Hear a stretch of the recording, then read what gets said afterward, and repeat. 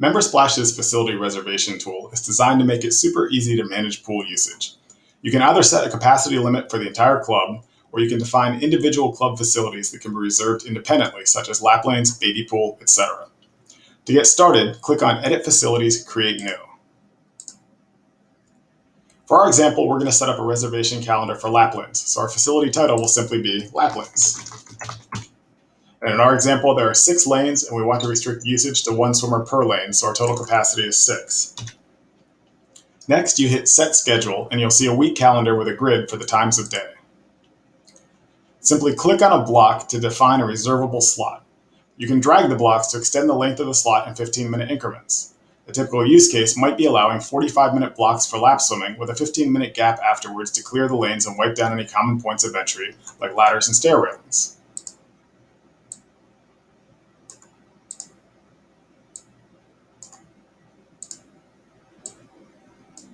You'd repeat this for each day of the week, adjusting the times accordingly.